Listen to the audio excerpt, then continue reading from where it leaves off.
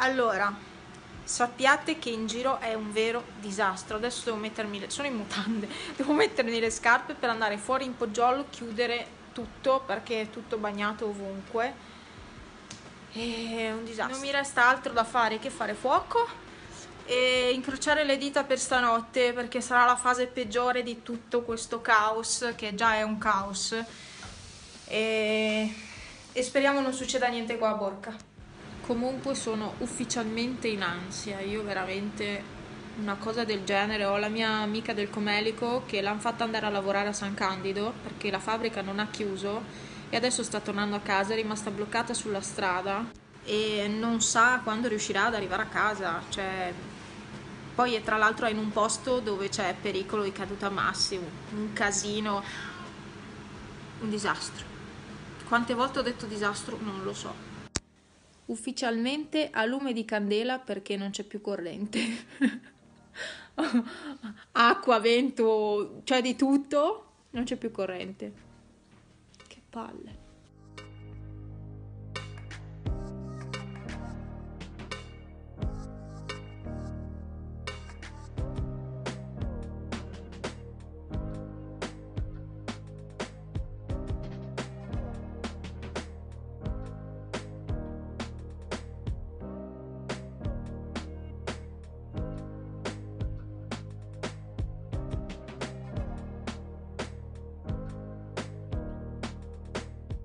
Oggi è martedì, voi non avete idea di che cosa c'è qui.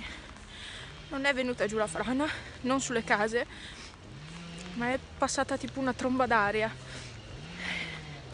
Il villaggio è inagibile, non ci sono piante rovesciate ovunque e non lo so, i vicini di casa hanno una pianta sulla macchina e boh. Il terrore. Io ieri sera ho avuto il terrore e ero da sola, Franz dormiva. Non so come facesse a dormire. Non avevo modo di mettermi in contatto con nessuno perché le linee e la corrente elettrica non c'erano e non ci sono tuttora.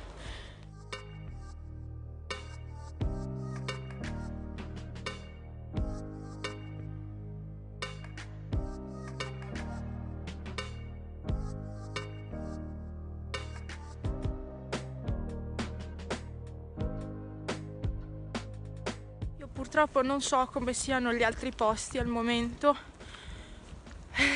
perché non ho modo di comunicare. Dopo andrò in hotel, che così avrò la connessione internet per capire cosa è successo e mi arriveranno 1000 notifiche perché io vi ho lasciati su Instagram con un video dove vi dicevo che c'era un blackout e basta, e non ho più dato notizie.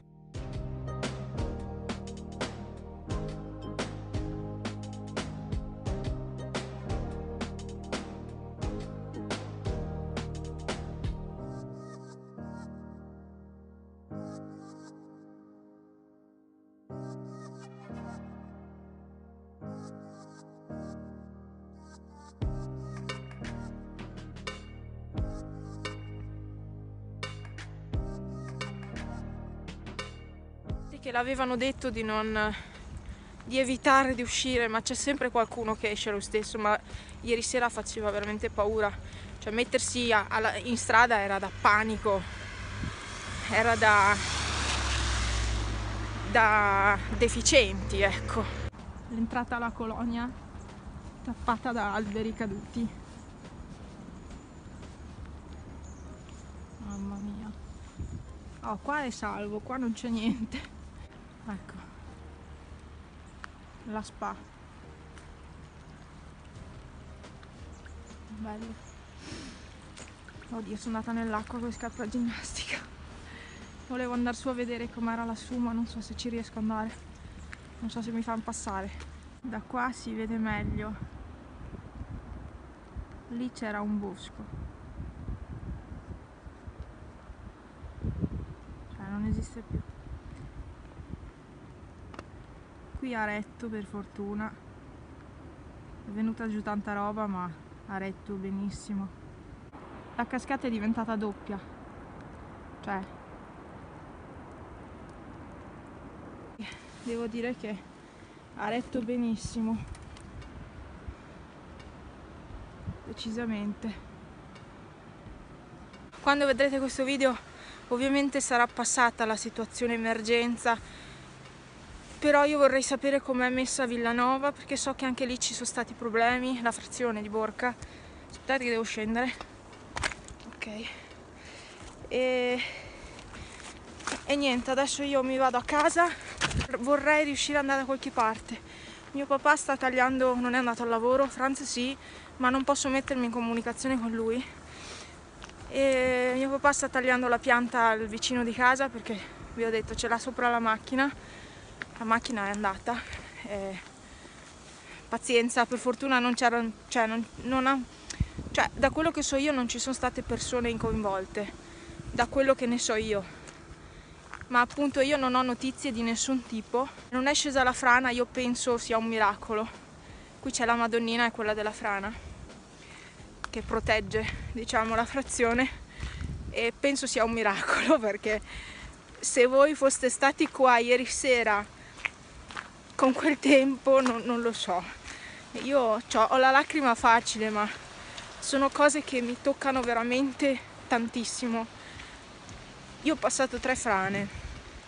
La prima ero piccola, mi ricordo a stento le cose, la seconda mi ricordo già di più, mi ricordo quando eravamo venuti qua, qui c'era una casa, era tutto dritto, tutta frana, non c'era l'invaso, e mi ricordo benissimo quelle cose là, mi ricordo tutto, le case di là piene di fango, di terra, di sassi, mi ricordo tutto. L'ultima frana me la ricordo ancora meglio, ero ben cosciente di quello che era successo e già quella mi aveva toccato molto. Qui si è sfiorata la quarta e per fortuna non è successo niente, quindi non so chi sia da ringraziare, però rido per sdrammatizzare come facevo ieri su Instagram. In realtà ero preoccupata, ma preoccupata, cioè veramente preoccupata lo ero ieri sera. Ieri sera non sapevo più cosa fare, non potevo uscire di casa. Sapete cosa ho fatto io? Io dalle 9 in poi ho dovuto prendere una radio, l'unica radio che ho in casa che va con le batterie cariche, tra l'altro stranissimo perché sono lì da anni e sono ancora cariche. Io ho fatto cosa? Mi sono messa le cuffie, ho ascoltato la radio, ho ascoltato M2O fino a mezzanotte, ogni tanto mi appisolavo, ma per non sentire tutto il casino che c'era di fuori, io mi sono isolata dal mondo ascoltando musica, e devo dire che quella mi ha salvato, perché sennò andavo mi prendevano gli attacchi di panico. Invece la musica mi ha salvata ieri sera. Se non fosse stato per quella non so come ne sarei uscita di testa praticamente.